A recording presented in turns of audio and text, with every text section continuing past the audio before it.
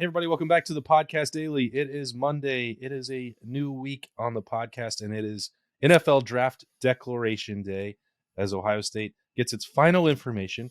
And full disclosure, it may already have it as we talk about this on a Sunday afternoon. Jeremy Birmingham and myself, Austin Ward, I don't think we've ever received more questions about something that seems more obvious than we have over the last, 4 or 5 days, as the last remaining piece for Ohio State did not make his intentions public, even though we are quite confident as we sit here right now that we know what they're going to be. Yeah, it is weird, and it's weird for a couple of reasons, because last Monday when you and I were in Los Angeles, we were both told from people who had talked to certain people, this is the way the game works, that there was some momentum happening for CJ to potentially return to school and for Ohio State to be able to put together something that is enough to keep him there while he develops in his final season under Ryan Day. And we were both, I think, skeptical at the time and thought, okay, that's great, because we were also told at the same time that there was also momentum for Paris Johnson to do the same thing. But then Paris announced literally the next morning at like 8 a.m. So we were expecting CJ to follow suit, and he has not done it publicly. People that I know on the agency side told me that he did sign with an agent on Thursday. So that should indicate that it's a done deal. But for whatever reason, at this point, there has been no announcement. And again, as you said, it could change by the time this airs on Monday morning. But there are very limited windows of escape once you've signed that, letter of intent, essentially, with an agency. So if that's done, and it's been submitted to the NFLPA and all that stuff, there are no really outs for CJ. So it could just be a matter of Ohio State crafting the perfect goodbye letter, or CJ putting together a video, or however he wants to do it. But here we are, and, the deadline is approaching, and there's nothing happening. Yeah, I think it's I don't know the right word, amusing, I suppose, that we assumed, and going back to the evening of November 26th, it was highly likely that had Ohio State not got into the college football playoff, that was the last game that CJ Stroud was ever going to play at Ohio State. That is how the decision has been made for a very long time. So my assumption would have been that the first announcement of anybody going pro would have come from CJ Stroud. I would have lost in Ohio wager on him being the last Buckeye to publicly declare. That part is surprising, and I think what makes it a more entertaining watch is how dramatically the opinion and validation and desire from Ohio State fans to want CJ Stroud back has changed since they lost in the game. A lot has changed over the last 7 weeks or so, and it went from trashing his legacy and saying that he was going to go down as one of the least successful Ohio State quarterbacks of all time, to hoping and clinging to prayers that CJ might return for one more year. Obviously, the Georgia game changed that, but time should help have brought some perspective as well, that a lot of those losses that people tried to pin on CJ Stroud were not his fault. Yeah, plus, just in general terms, it's pretty important or good if a two-time Heisman Trophy finalist quarterback decides that he wants to play another season. Like, you should want that as a fan. But again, we watched last week as Tommy Eichenberg made his decision and saw a number of people saying, well, why? Now what's going to happen to these other guys that haven't played? Like, you're getting back the best player in the country at that position. Why would you possibly complain? But I do think the Georgia game changed things, and I think it changed things for CJ, and I think it changed things for him in a way that he thought, if I can be this quarterback all the time, if Ryan Day is going to allow me to do the things I did in this Georgia game, maybe that changes the calculus. Maybe it's an opportunity for CJ to take another year and say, look what I can do, in terms of Mad TV. Remember Stewart? Look what I can do. Look what I can do. Like CJ. Stewart, like CJ showed something in that game to people around the country who had a lot of doubts about him. Now the question is that sample size enough for NFL scouts to make him the number one pick? And I personally think he will be. I still believe he will be the number one pick in the NFL draft. But I also know that there was some battle in his mind and soul about, do I want this? Do I want to go now? Is the opportunity to continue growing another year under Ryan Day worthwhile? And is it something that he can mitigate the potential financial loss of with NIL? And we've heard all the rumors about the Dr. Pepper commercials, and that worked out pretty well for DJ Uiagalelei and Bryce Young over the last couple of years. So if CJ does that and wins the Heisman, all of a sudden you're talking about $20 million or something crazy. So there is a lot of conversation that goes on around it. But again, ultimately, it doesn't matter, because if the agency that he signed with last week turns in his paperwork, which again, I see no way they wouldn't have unless he begged them not to for some reason, and then that would cost them future representation, I guess. But it is weird. Again, that's all I'm going to say. It's weird. Yeah. I mean, so we can run down the list of reasons why or why not to come back. I think it's obvious that CJ Stroud was stung by the fact that he did not win gold pants as a starting quarterback, that he did not win the Big Ten championship as a starting quarterback, that he had Ohio State in position to beat Georgia in the Peach Bowl, and then likely go out and do the exact same thing to TCU that Georgia did and win a national championship. And then to have all of that in front of him, plus the chance to go to New York a third time and maybe come home with a trophy. Like, the competitive standpoint, you can see all that. And we know, I think that CJ's got a lot of that Ryan Day interior, burning fire that he doesn't let out publicly as much. The cool, calm Cali kid, I think, belies some of, the passion inside of him. But that's another conversation we've had many times before. But in terms of the financial impact, that's obviously where it becomes more interesting. I don't think that CJ is solely driven by money, but when we're talking about, tens of millions of dollars, and as you said, I don't know if he'll be the number one pick. What's going to happen there with the Chicago Bears already having a franchise quarterback in my mind, who also came from Ohio State? Will they trade that? Does anybody want to trade up? Do they know that they just only have to get to number 2? I don't know. That's a bunch of conversation for the next couple months. But the reason that we can have this conversation in a different way than in years past is that we know that Bryce Young made about $4.1 million last year from his endorsement opportunities in NIL.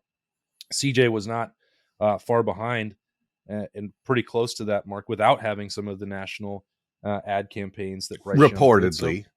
Reportedly, yeah, sure. I guess that's not public information. That's what we believe to be accurate on according to our sources. And we know that CJ Stroud is a millionaire. That's pretty well documented at this point. So it's not just a matter of could he get roughly 4.1 million to come back for one more year, and how does that compare to 30? Because he's already made several $1 million at Ohio State and has a head start on those earnings. So I'm not laying out reasons that he would have come back or was that actually close to doing so, but it is a more interesting conversation. If he had been a late first round pick, then I think it would be a no-brainer.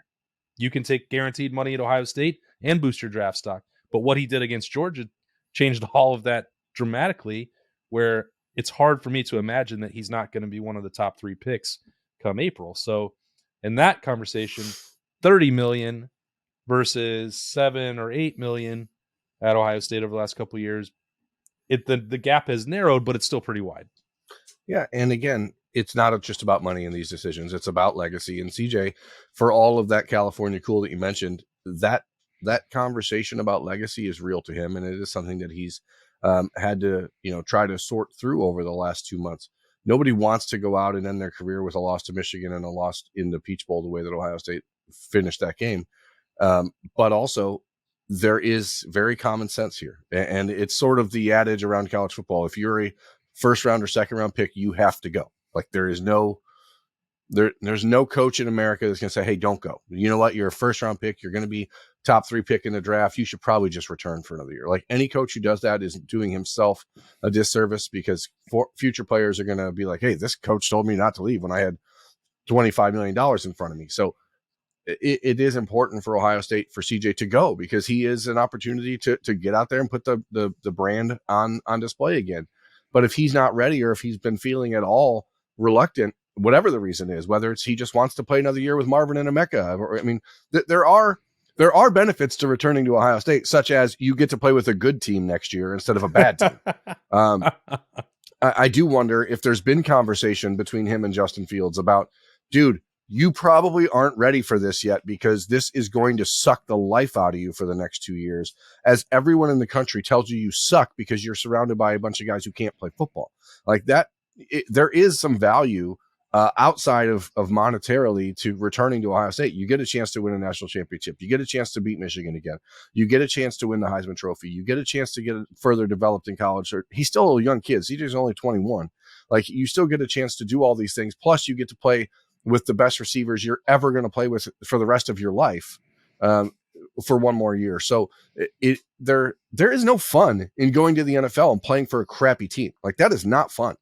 And if you can mitigate that financial impact, as I said, by adding close to $10 million to your personal bank account in your 2 final years at Ohio State, maybe that makes it worth a conversation that 4 years ago we would have never been having, but it does change the calculus.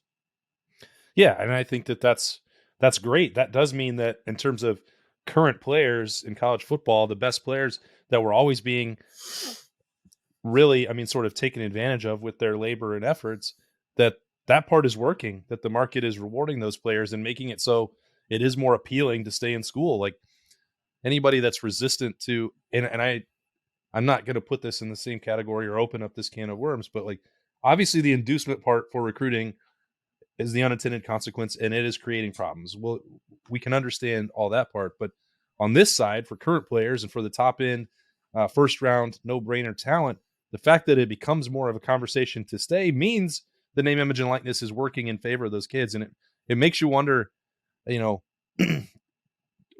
thinking back to all the guys who felt like they had to leave right away after 1 year of starting at quarterback or any position. I have to go. I have to get that money. I can't stay in school. How many guys really missed out on things that they wanted to do and should have, frankly, had the opportunity to do so before they were ready to go compete against men and earn millions of dollars and get to a second contract? Like, it's that part seems pretty unfortunate in hindsight, that people in the NCAA and college presidents and athletic directors stood in the way of that and damaged their own product. To whose benefit? Certainly not the student athletes that they're out to protect. So that's the short version of the soapbox. That's why I think CJ Stroud was thinking about this longer. And look, Ohio State is in better position than just about anybody, to keep these guys on campus. Luke Whipler did go, Paris Johnson went, DeJuan Jones went, CJ Stroud, we saw this coming for quite some time. But guys like Cade Stover or Tommy Eichenberg, that Mayan Williams, that could have been drafted, they could have felt like they had to do that before, and they don't. Lathan Ransom, same deal. So, yeah, and just a quick point on Lathan. Like, people are going to ask, well, he hasn't made an announcement yet either. Not everyone has to make an announcement, I think, is the important thing to take away from this. Like, some guys, like, if he's not making an announcement, just assume he's coming back to school. You don't have to. Yeah, I don't think Tommy wanted to make an announcement. Right. I think he was just like, I'm going back to school, but I don't want anyone to know or care. So not everyone's going to make an announcement. Lathan is returning to Ohio State. So anyway, sorry to interrupt. No, you should. I need it. I mean, that's the point. We have a world that is waiting on edge for the best quarterback in the country to make an announcement. It's Sunday afternoon as we record this, as you said. He has not yet made an announcement. I don't know that he's going to make one on Sunday night, because why would you make it stacked up against all the NFL playoff games? But, PR is PR. Is there value in waiting until the last minute on Monday that you see, like in being the last guy? I don't think so. I feel like the NFL world has known this was coming for quite some time. I feel like the Woody Hayes Athletic Center has been preparing for it and working. I mean, the Buckeyes are already back in school. Kyle McCord and Devin Brown are already. CJ's not participating in these workouts, right? Right. I mean, when I had Lincoln Keenholz on Berminology 3 weeks ago, he said, "Now that CJ's gone," like, yeah, that was before the Peach Bowl. So, like, maybe things have changed, but the expectation has always been that he will be moving on. I know from a conversation I had with people inside the program back in the summer, there was going to be a moment when Ohio State pushed hard to CJ and said, "Look, being a 2-year starter is great. You've done a lot of great things, but the opportunity to succeed in the NFL, if you're a 3-year starter, in college football is way bigger than those guys who only have 2 years. So I know that they've been trying that and trying to work that angle. And again, it's not to dismiss the fact that there was, in fact, some reluctance or has been some reluctance on CJ's part. That is 100% true.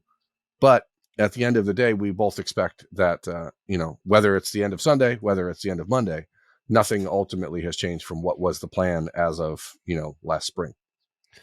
Yeah, I guess the only other PR or emotional benefit is that, we know that CJ maybe pays too much attention to the outside noise and has had to deal with that throughout his career and get better at that and turn off his phone. But maybe he'd get 24 more hours of people hoping and begging him to come back. But outside of that, I don't see what it changes. Yeah, I imagine right now he's back home in California, hanging out with his mom, just relaxing, hanging out with his friends, and enjoying the moment before Monday. At some point, we'll get an announcement. I'd hope it wouldn't be Sunday night, but we'll see. But as I said, to this point, don't expect anything to change the actual outcome. And if it did happen on Sunday night, guess what? We're going to release this episode just as it is anyway. Because we knew we were prepared to talk about the decision, not the outcome. Okay. We're talking about the process here. We're talking about all of the wiggles and woggles that went into it. So woggles? I don't know what a woggle is. The process? Wow. Pun intended, or just a crazy Birmingham accent? Well, I'll let you decide, America. Yeah, I'll leave that up to you. All right. What do we got? We got Roosters on Monday. We're going to be there. What time? Noonish? Let's say noon. What do you say, noon? Something like that. Yeah, like that. Noon, America. Noon at Roosters on Olentangy River Road. We'll be there for the live show. We'll have a lot to talk about. The season postmortem, as it'll be first time getting together with everyone since the national championship. I don't even want to call it a game. The whatever it was happened. So join us out there. Join us out there at the Stirs. Yep, and then we got some other cool content that we're working on as the off-season stuff picks up. We'll let you in on that in the coming days ahead as Berm and I start making some plans for that. Yes. And we should have, Trace Amigo returning it this week, we hope, as well. So if you're getting sick and tired of listening to Austin and I, there is at least light at the end of the proverbial tunnel. Yeah, hopefully he's getting a couple hours of sleep so that he's ready to get back to it. He's claiming he's ready already. He said that I don't have to go to the next home basketball game. I'll believe that when I see it. That's a whole nother episode of the podcast. Well, I hope he's ready to go next Saturday. Ohio State hosting Iowa. I believe the Buckeyes will be doing their first junior recruiting day of the winter. So Bill should be there for that. If we're talking a little stuff here, there is at least a recruiting day coming up here for the Buckeyes where they're going to have most of the best players in the class of 2024 from around the state of Ohio on campus this coming weekend. So anyway, that's just a little And Berm will have plenty of coverage of that at ohiostate.rivals.com. Uh-oh. Whoop, we got an earthquake. Kicked my tripod. Might be. That means it's time for us to wrap it up before everything falls apart in Berm's home studio. For Berm, I'm Austin Ward. This has been the Podcast Daily for Monday. We'll talk to you later.